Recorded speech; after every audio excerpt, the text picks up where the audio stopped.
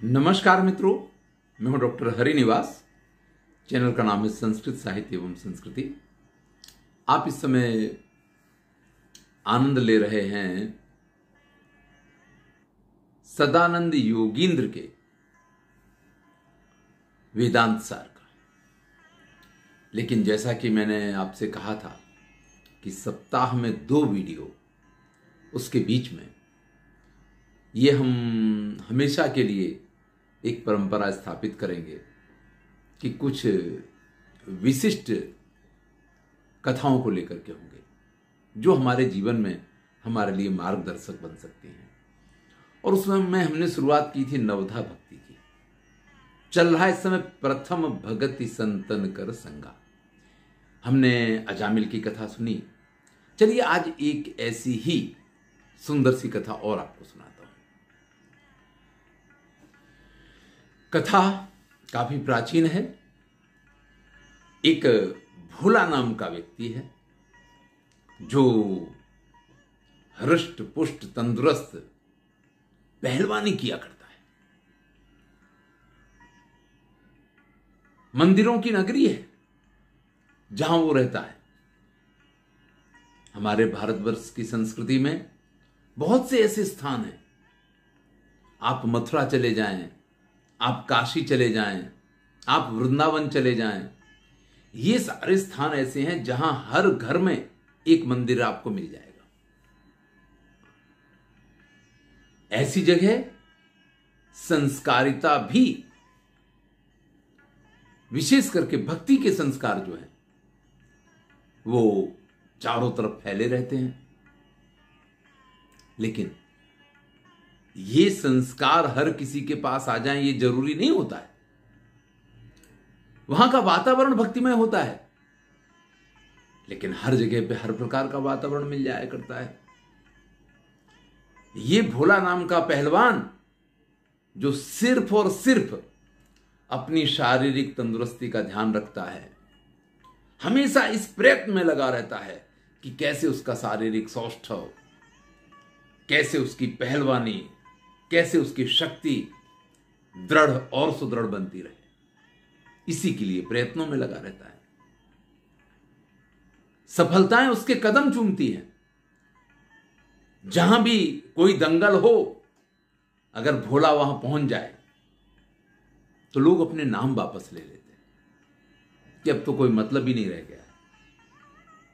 एक दिन की बात है, कुछ मित्रों के साथ आज तक भोला ने जो काम नहीं किया था वो काम करने चला जाता है। एक गणिका के कोठे पे जाकर के पहुंच जाता है। गणिका इतनी सुंदर है, हम कह सकते हैं कि जैसे पहलवानों में भोला, इसी प्रकार से उस गणिका का भी अपना नाम और अपना जाहो जलाली थी उसकी उस समय।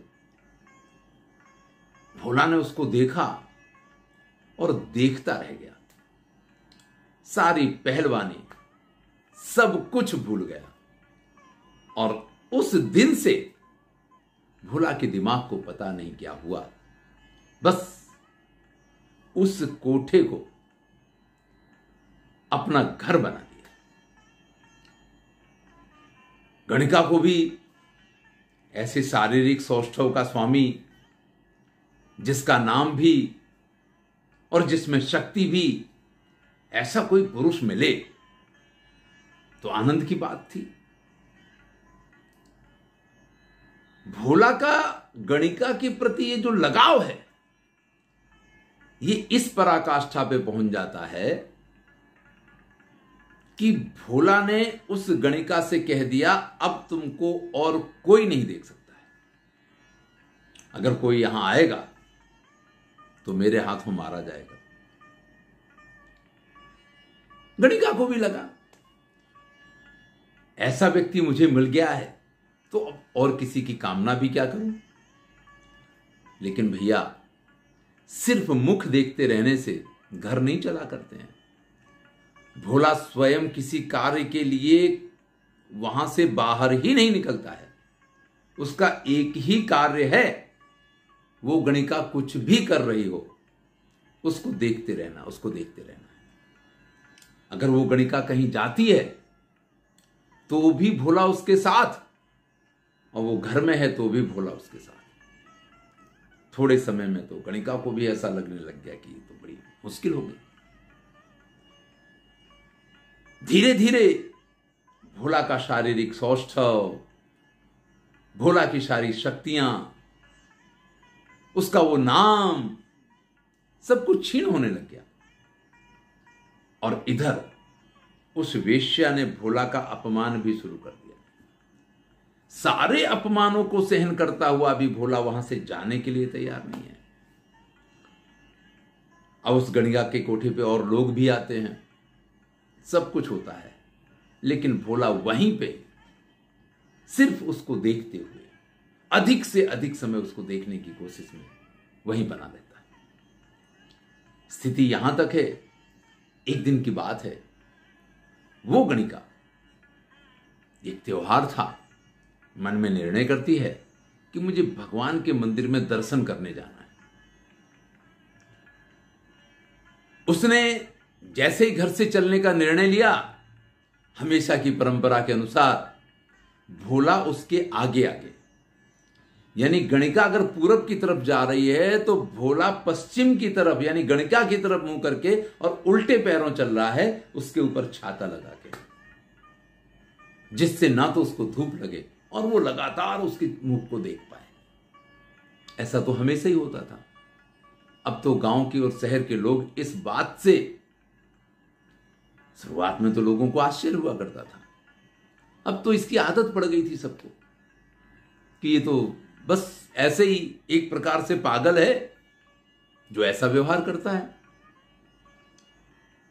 मंदिर जाकर के जब वो गणिका पहुंचती है, वो भगवान की मूर्ति के सामने खड़ी है, भगवान के दर्शन कर रही है, और भोला को उसने इशारा किया कि भाई तुम साइड में हो जाओ, क्योंकि मुझे भगवान के दर्शन करने हैं।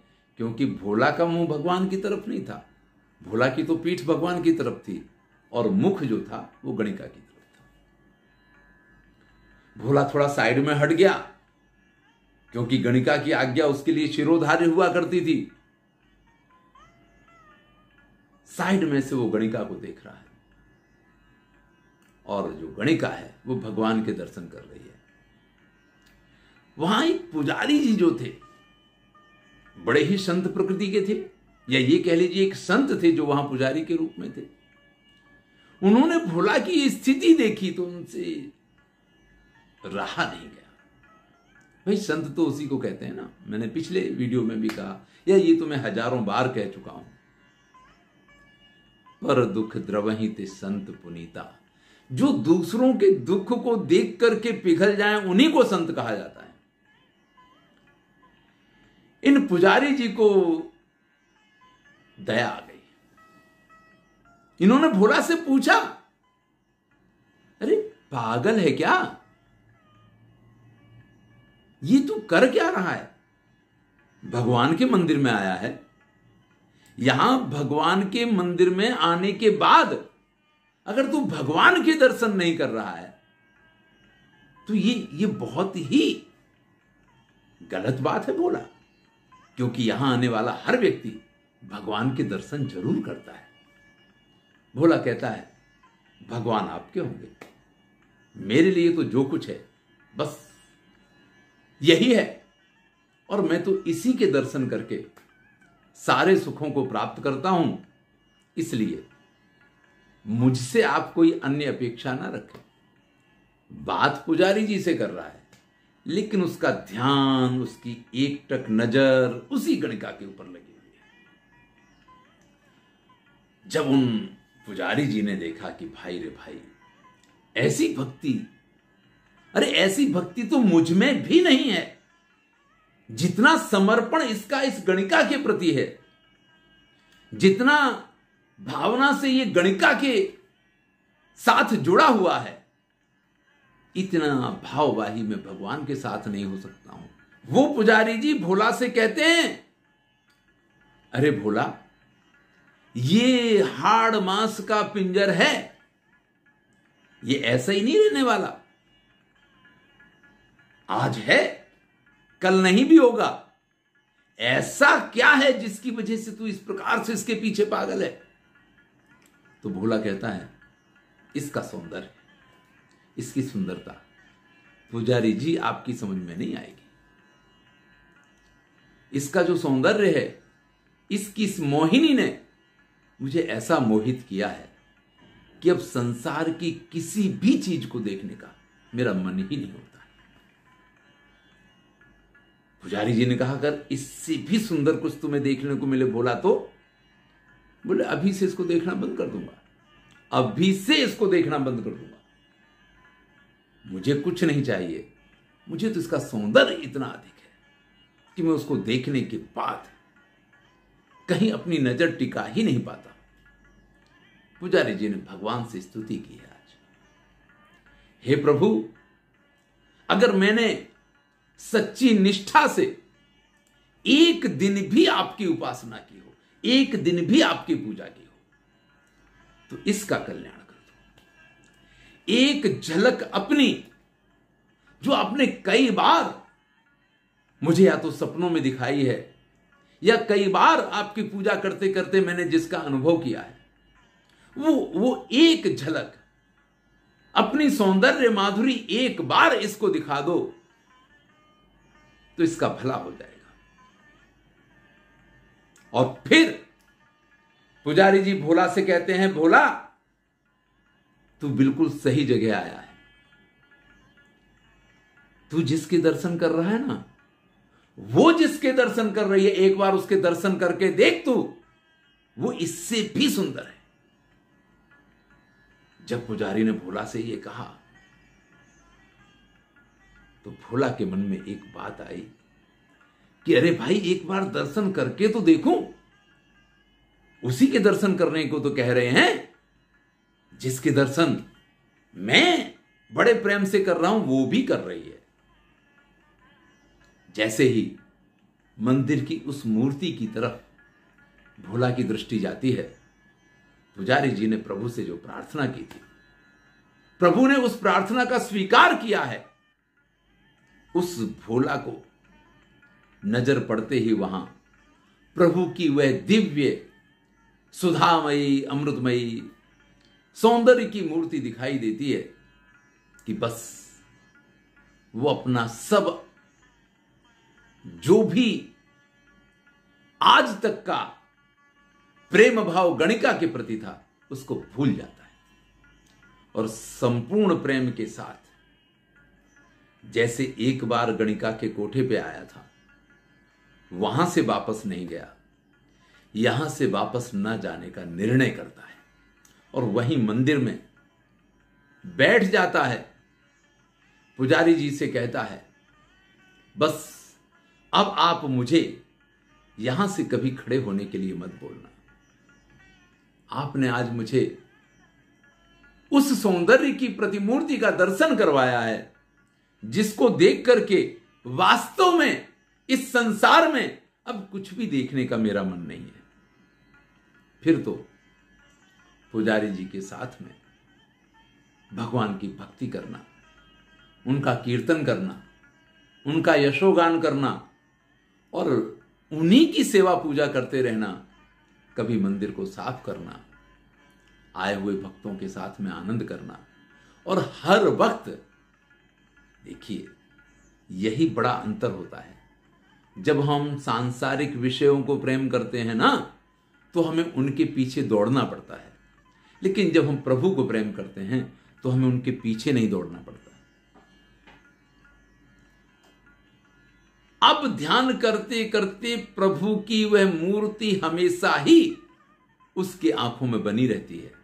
और इस प्रकार से एक संत ने प्रभु से प्रार्थना करके, जिसको लोग इस संसार में पागल मानते थे, जिसको लोग इस संसार में विषयासक्त मानते थे, एक संत की नजर पड़ने पे वो सबसे बड़ा भक्त हो गया। तो भैया, संतों का साथ मिलने पे व्यक्ति के जीवन में एकदम से परिवर्तन आ जाता है।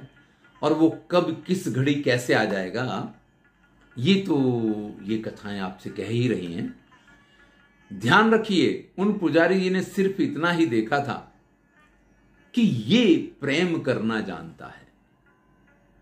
जब तक हम प्रेम इस संसार से करते हैं तब तक वो प्रेम निष्फल है, झूठा है, दुख देने वाला है। लेकिन जब यही प्रेम हम प्रभु से कर लेते हैं तो जीवन सार्थक हो जाता है। धन्यवाद। अगली कथा आप अगले शनिवार और रविवार में सुन पाएंगे। इस बार कुछ व्यस्तताओं के कारण नियम भंग हुआ है, इसके लिए मैं क्षमा प्रार्थी हूं।